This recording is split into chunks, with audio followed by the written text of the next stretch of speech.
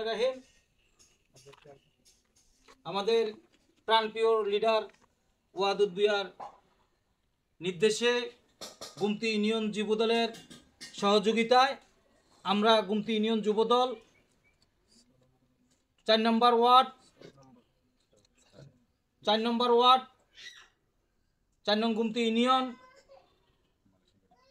মালিক শিকারিপাড়া এই অসহায় পরিবার, এই পরিবারে একজন উনি প্রতিবন্ধী, কথা বলতে পারে না। আমরা খবর পেয়ে আমরা গুমতি ইউনিয়ন যুবদল আমরা কিছু আর্থিক সহযোগিতা নিয়ে যুবদলের উদ্যোগে আমরা ওনার বাড়িতে এসেছি।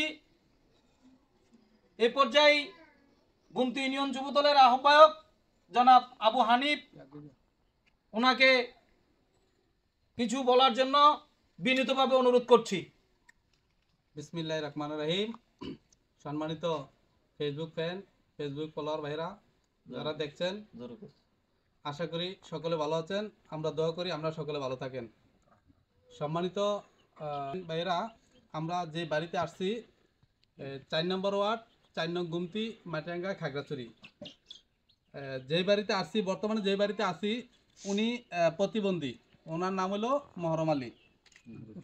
হ্যাঁ, মহরম আলী প্রায় বয়স 75-এর কাছাকাছি হবে। ওনার ছেলে মোহাম্মদ রোশন আলী, তিনিও প্রতিবন্ধী, কথা বলতে পারেন না।